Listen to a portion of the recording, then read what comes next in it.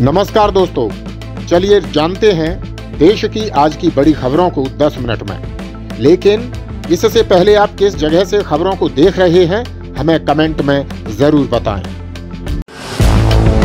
देश की राजधानी दिल्ली में लाल किला के पास हुए ब्लास्ट के बाद सरकार एक्शन मोड में है। प्रधानमंत्री नरेंद्र मोदी भूटान की यात्रा से वापस आ चुके हैं और पीएम मोदी ने LNJP अस्पताल में जाकर दिल्ली ब्लास्ट के घायलों से की मुलाकात। दिल्ली में लाल किला मेट्रो स्टेशन के पास हुए धमाके के बाद केंद्र सरकार ने बुधवार को कैबिनेट कमेटी ऑन सिक्योरिटी यानी CCS की बैठक की। यह बैठक प्रधानमंत्री आवास में संपन्न हुई। ब्लास्ट में जान गंवाने वालों को कैबिनेट मीटिंग में 2 मिनट का मौन रखकर श्रद्धांजलि अर्पित की गई।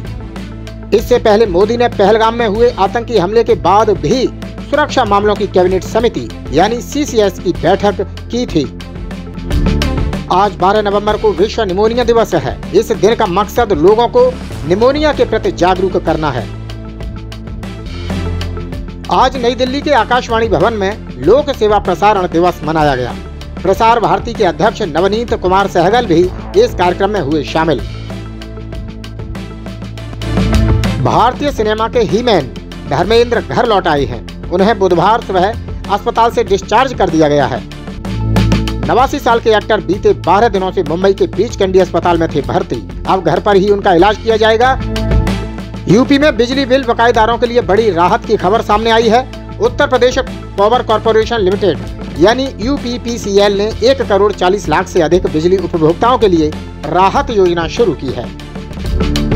जो उपभोक्ता लंबे समय से बिल नहीं जमा कर पा रहे थे, वे अब एक मुश्त भुगतान के तहत छूट पा सकते हैं। योजना में ब्याज माफी और किस्तों के भुगतान की सुविधा दी जाएगी। Uttar Pradesh real estate regulatory authority यानी UPRERA ने 1863 करोड़ रुपए से अधिक के निवेश वाले 6 नए प्रोजेक्ट को दी मंजूरी। दिल्ली NCR में खतरनाक स्तर पर पहुंच चुके वायु प्रदूषण को लेकर सुप्रीम कोर्ट ने बुधवार को अपनाया सख्त रुख। नियंत्रण के लिए उठाए गए कदमों की मांगी विस्तृत जानकारी। राष्ट्रीय राजधानी दिल्ली में वायु प्रदूषण के लगातार बढ़ते स्तर को देखते हुए दिल्ली सरकार ने बड़ा फैसला लिया है। सरकार ने निर्देश दिया है कि कक्षा 5 तक के स्कूल अब हाइब्रिड मोड यानी ऑनलाइन और ऑफलाइन दोनों में चलेंगे। यानी अब माता पिता चाहें तो अपने बच्चों को स्कूल भेज सकते हैं या घर से ऑनलाइन क्लास कराने का विकल्प चुन सकते हैं। यूपी के मिर्जापुर और आगरा जिलों को मिला राष्ट्रीय जल पुरस्कार। यह सम्मान जल संरक्षण और प्रबंधन के क्षेत्र में किए गए कार्यों के लिए मिला है। उत्तर प्रदेश में कांग्रेस पार्टी ने युवाओं के लिए शुरू किया UP's Got Talent अभियान। इसके तहत पार्टी प्रवक्ता, पैनलिस्ट और रिसर्चर चुनेगी। आवेदन प्रदेश के सभी 75 जिलों से आमंत्रित किए गए हैं। लखनऊ सहारा शहर की जमीन पर बन सकती है नई यूपी विधानसभा। पैमाइश और सर्वे हुआ पूरा। LDA ने शासन को भेजी रिपोर्ट। यूपी के गोंडा जिले के बेसिक शिक्षा अधिकारी BSA को किया गया सस्पेंड।